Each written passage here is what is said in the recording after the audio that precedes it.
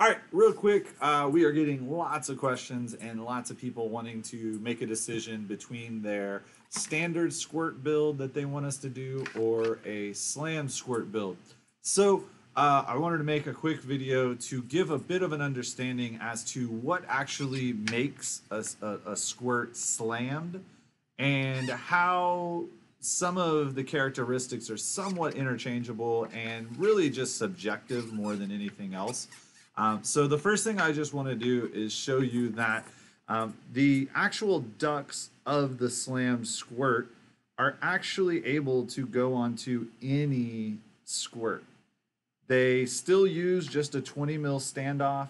They still sit at approximately the same height. As you can see, the props where they sit within the duct are the same.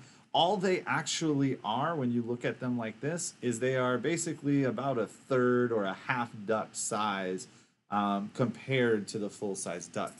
So just the actual slamming of the squirt has really not a lot to do with the duct size. Again, these ducts could technically be put on a standard squirt. The slamming or the slammed effect is the actual lowering of the rear or the top plate, which you can see here in the rear.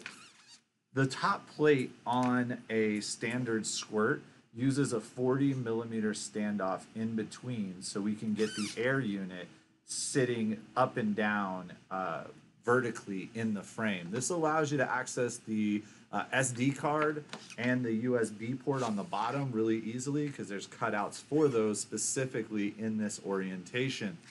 So 40 millimeters between the bottom and the top plate. On a slammed squirt, the slammed part of the squirt is the actual midsection, which is that body.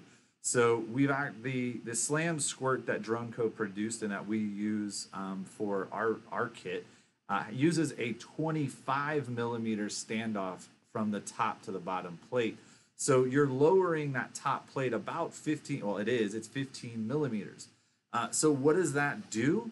That 15 millimeters of slamming that plate does take the COG or the center of gravity of the battery and the camera and lowers it just a bit, getting it closer to the prop line.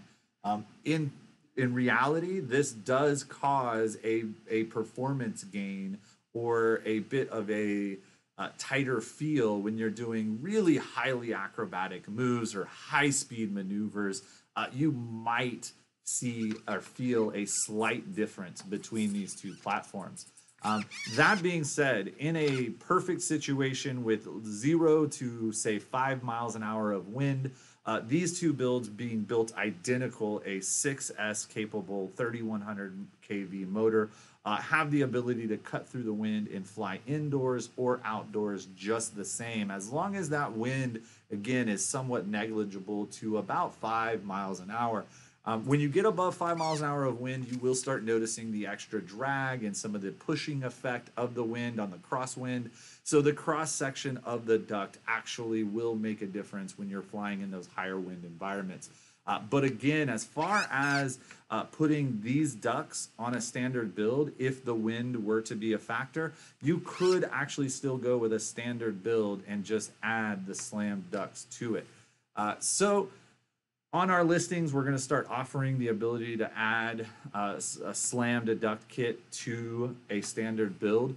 But for right now, just send us notes in the message if it's not there. Hopefully this gives you a little bit more of an understanding of the decision process and again, what that terminology of being slammed really means. And again, you can kind of see here where we've got, the mount here and the mount over here is a little higher. Aside from that, everything performance-wise and build-wise is really going to be the same. So thanks for watching. Hope this clarifies. Let us know if you have any other questions. Thanks.